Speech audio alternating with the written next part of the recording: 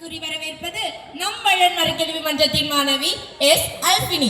திருவிவிலியம் என்றாலே தனித்தன்மை நிறைந்த நம் வாழ்வின் எல்லா சூழ்நிலைக்கும் தேவையான வார்த்தைகளே இல்லை பல வாழ்க்கைகளை உள்ளடக்கிய நூல்களின் தொகுப்பு என்பது நாம் அனைவருக்கும் தெரிந்த விஷயம்தான், சரியா?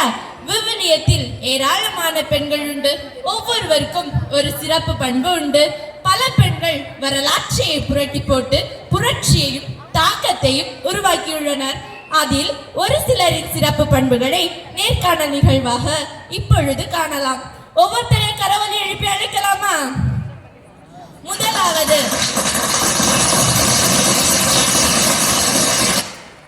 முதலாவது ஆமானின் சதி திட்டத்தை அவனுக்கு எதிராக திருப்பிய சிங்கப்பெண் யூதப்பெண் எஸ்தர்.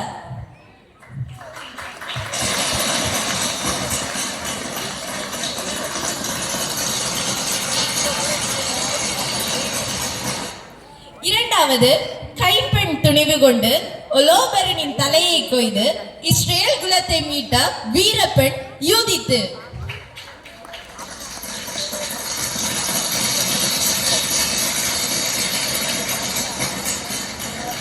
மூன்றாவது வரலாற்றையை புரட்டி போட்ட மோசையை குழந்தை பருவத்தில் கொல்லாது காப்பாற்ற உதவிய மருத்துவ பெண்கள் சிப்ரா மற்றும் பூவா.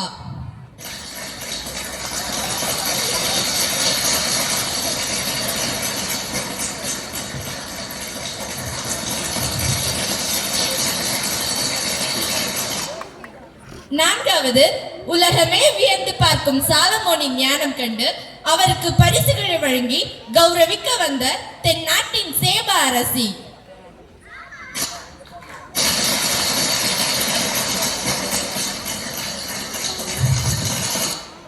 ஐந்தாவது குடிக்க கொஞ்சம் தண்ணீர் தருவியா என்று கேட்டவருக்கு குடியுங்கள், உங்கள் ஒட்டகங்கள் குடிக்கும் அளவிற்கும் தண்ணீர் தருகிறேன் என்று தண்ணீர் வழங்கி இதை திட்டத்திற்கு தன்னை அர்ப்பணித்த பெண் ரெபேக்கா.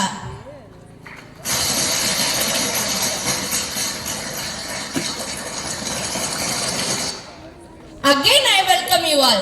வாங்க பேசலாம் நம் வீர பெண்களோடு. வணக்கம் உங்கள் எல்லோருக்கும். வணக்கம். எப்படி உங்களால யூத பெண்ணா இருந்து அரசியாக மாற முடிஞ்சது? அதுக்கு இறைவனின் அருளும் என்ன வளர்த்த என் சித்தப்பா மொத்தகாயோட வழிகாட்டுதலும் தான் காரணம். மன்னர் அகஸ்வேருக்கு விருது கொடுத்த நேரத்துல நீங்களும் உங்க இன மக்களும் கொல்லப்பட போறத எப்படி உங்களால சொல்ல முடிஞ்சது? இறைவன் மன்னர் மனதில் எனக்கு தயவு கிடைக்க செய்ததால் மட்டும்தான் என்னால இதை கூற முடிந்தது. அதே நேரம் 50 முழத்துக்கு தூக்குமரம் உருவானதையும் சொல்ல முடிந்தது. ஆமா அதுல தானே ஆமான தூக்குல போட்டாங்க. சரிதான். இறைவன் மன்னர் அகஸ்வேர் வழியாக யூத இனம் முழுவதையும் காப்பாற்ற உதவி செய்தார். அதுக்கு நன்றியாக தான் நாங்க இறைவனுக்கு பூரிம் விழா கொண்டாடினோம்.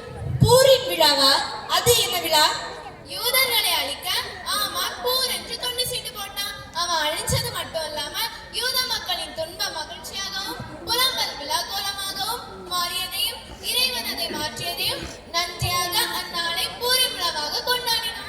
ஓ, இப்படியும் விழா கொண்டாடலாம் பாத்தீங்களா? மிக சிறப்பு. இது எல்லாத்துக்கும் காரணம் உங்க தைரியம் தான். பாராட்டுக்கள் எஸ்தர் அரசியே. அடுத்ததாக எருசலேமின் மேன்மை இஸ்ரவேலின் பெரும் ஆட்சி என்று புகழப்பட்ட தங்க தாரகை யூதித்திடம் அவரின் வீர வாழ்க்கையை பற்றி கேட்டறிவோமா? யூதித் அவர்களே, உங்கள் வாழ்க்கையை பற்றி கொஞ்சம் கூறுங்களேன். என் கணவர் மனாசே பெரும் செல்வந்த வால்கோதுமை அறுவடை காலத்தில் வெப்ப மிகுதியால் நோய்வாய்ப்பட்டு இறந்து விட்டார். அவரின் இறப்புக்கு பின் பகட்டான வாழ்க்கையை வெறுத்து உடலில் சாம்பல் பூசி நோன்பிருந்து இறைவேண்டல் செய்து வந்தேன். நோன்பு இறைவேண்டல் என்றிருந்த நீங்கள் எவ்வாறு வீரமங்கையாக உருவெடுத்தீர்கள்? 34 நாட்களாக ஒலோபரின் படைகள் எங்கள் நீரூற்றுகளை கைப்பற்றி தன்வசம் கொண்டு வந்தனர். நாங்கள் அவர்களிடம் சரணடைந்தால் மட்டுமே எங்கள் உயிர் தப்பும் என தலைவர்களும் பதறிட நான் இறைவனிடம் வேண்டி ஒலோபரினை எதிர்க்க சென்றேன். ஆமாம், காவல் நிறைந்த பாசறையில் எவ்வாறு ஒலோபரனை கொண்டீர்கள்? எதிரியை அழிக்க வீரம் மட்டும் இருந்தால் போதாது, விவேகமும் தேவை. இறைவனிடம் வேண்டுதல் செய்து கைப்பெண்ணுடைய ஆடைகளை களைந்து பகட்டாடைகளையும் ஆபரணங்களையும் அணிந்து என் கைப்பெண்ணுடன் ஒலோபரின் பாசறைக்கு சென்றேன். என் அழகை கண்டு வியந்த ஒலோபரின் படைகள் என்னை ஒலோபரினிடம் ஒப்படைத்தனர். ஒரு நாள் ஒலோபரின் தன் பணியாளர்களுக்கு மட்டும் விருந்து அளித்தான். அந்த விருந்தில் என்னையும் அழைத்திருந்தான். நானும் சென்றேன். மகிழ்ச்சி மிகுதியில் அளவுக்கு அதிகமாக மது அருந்தினான். மது மயக்கத்தில் இருந்த அவன் தன் படுக்கையில் சாய்ந்தான். தக்க நேரத்தை எதிர்நோக்கியிருந்த நானும் அவன் வாளை உருவி அவன் தலைமுடியை பிடித்து, இஸ்ரேலின் கடவுளாகிய ஆண்டவரே, எனக்கு வலிமை அளித்தருளும் என வேண்டி அவனது தலையை துண்டித்தேன். என் கைப்பெண் கொண்டு வந்திருந்த கூடையில் அவனது தலையை வைத்து எங்கள் பள்ளத்தாக்கை நோக்கி சென்றேன். என்னை கண்ட மக்கள் இறைவனை போற்றி புகழ்ந்தனர். உங்கள் வீரக்கதையை கேட்டால் எங்கள் மெய் சிலிக்கின்றது. சிப்ரா பூவா 2 பேருமே எஸ்தர் அளவுக்கு வீர பெண்கள் தான். அவங்க ஆமான கொள்றதுக்கு அரசரிடம் தயை கிடைத்தது இறையருளால் தான். அதே மாதிரி இவங்க 2 பேருக்கும் இறையருள் கிடைத்தது மோசேய கொல்லாம காப்பாற்றியதுதான். தங்கள் சொந்த தேவைகளுக்காக தான் பெற்ற குழந்தையை கொள்றாங்க நிறைய பேர். ஆனா எப்படி நீங்க இப்படி இருந்தீங்க? உங்களுக்கு இந்த தைரியம் எங்கிருந்து வந்தது? ஆமா, உண்மைதான். இஸ்ரவேல் கடவுளை உண்மை கடவுள் என்று அறிந்தாலும் நாங்கள் கடவுளின் வழியில் வளர்க்கப்பட்டதாலும் கடவுளுக்கு அஞ்சி எங்கள் வாழ்க்கையை அமைத்ததும் தான் காரணம். கிரேட்ங்க. ஆமா, எப்படி பார்வோன் அரசரை சமாளிச்சீங்க? பெரிய சவால் தான். எபிரேய பெண்கள் வலிமையானவங்க. நாங்க போறதுக்குள்ளேயே அவங்களுக்கு குழந்தை பிறக்கிறதால எங்களால கொல்ல முடியலன்னு சொல்லிதான் அரசரையே சமாளிச்சோம். ஆமா, ஆனால் அதற்கு பிரதிபலனாக கடவுள் எங்களையும் எங்க குடும்பங்களையும் திளைத்து வளர முழு ஆசையையும் தந்தாங்க. சூப்பருங்க. உண்மையிலேயே தைரியமான விஷயம்தான். கடவுள் பயனா என்னன்னு இப்ப உள்ள பிள்ளைங்க கேட்கிறாங்க. ஆனா அதுலயே நீங்க நிறைய ஆசீர்வாதத்தை பெற்றிருக்கீங்க. அடுத்ததாக நாம யாரை சந்திக்க போறோம் தெரியுமா? இறைமகன் இயேசுவால் தேர்ந்தெடுக்கப்பட்ட தென்னாட்டின் சேபா அரசியோடு தான் நாம இப்போ பேச போறோம். மதிப்பிற்குரிய அரசி அவர்களே, உங்களை பற்றி கொஞ்சம் கூறுங்களேன். நான் சேபா நாட்டு அரசி.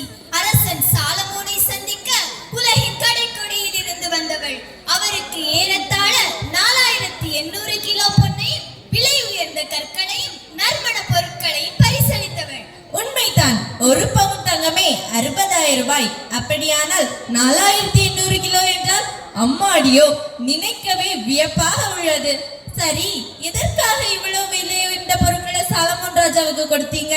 நான் வாழ்ந்த காலத்தில் சாலமோன் இஸ்ரேலின் ராஜாவாக இருந்தார். அவர் புகழ், செங்கோலாட்சி, தெய்வீக ஞானம் அனைத்து உலகெங்கும் பரவி இருந்தது. அதனால் அவரின் ஞானத்தை சோதிக்கும்படியாக கடினமான கேள்விகளை தயாரித்து சாலமோனை சந்திக்க அவரது அரண்மனைக்கு வந்தேன். சாலமோன் ராஜா உங்கள் கேள்விகளுக்கெல்லாம் சரியான பதில் கூறினாரா? என் கேள்விகளுக்கெல்லாம் அவர் உடனுக்குடன் பதிலளித்து விட்டார். சொல்ல போனால் என் கேள்விகள் அவருக்கு கடினமாகவே தோன்றவில்லை. அது மட்டுமா, அவருக்கு இருந்த பல்வகை ஞானம், அவர் கட்டியிருந்த அரண்மனையின் மாட்சி, அவர் உண்டு வந்த உணவு வகைகள், பணியாளர்களின் சீருடை, சுறுசுறுப்பு, ஆண்டவர் இல்லத்தில் அவர் செலுத்திய எரிபலிகள், அப்பப்பா, அவற்றையெல்லாம் கண்டு நான் வாயடைத்து நின்றேன். அரசியாரே, இறுதியாக ஒரு கேள்வி. அவரின் ஞானத்தின் ரகசியம் என்னவென்று அறிந்து கொண்டீர்களா? அதை அறியாமல் விடுவேனா? நம் முன் கடவுள் தோன்றி உமக்கு வேண்டியதை கேளென்றால் நாம் என்ன கேட்போம்? பொன், பொருள், ஆடம்பர வாழ்வு, நோயற்ற வாழ்வு, இவற்றை தானே கேட்போம். ஆனால் சாலமோனிடம் ஆண்டவர் கேட்ட பொழுது அவர் என்ன கூறினார் தெரியுமா? உம் மக்களை ஆள ஞானத்தை தாரும் என்று கேட்டாராம். அதனால் மகிழ்வுற்ற கடவுள் அவருக்கு ஞானத்தோடு செல்வத்தையும் புகழையும் கொடுத்தாராம். சாலமோனுக்கு நிகரானவர் அவருக்கு முன்னும் பின்னும் பிறந்ததில்லை என்பதுதான் உண்மை. சாலமோன் ராஜாவை பற்றி தெளிவாக எடுத்து கூறினீர்கள். மிக்க நன்றி அரசியாரே.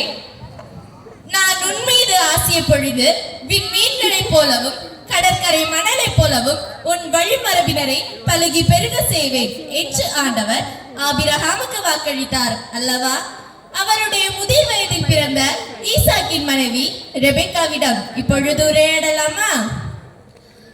ஆண்டவரால் ஆசீர்வதிக்கப்பட்ட ஆபிரகாமின் மகன் ஈசாக்கின் மனைவி நீங்கள். அவரை திருமணம் செய்து கொள்ள கடுமையான சவால்களை சந்தித்தீர்ப்பீர்களே.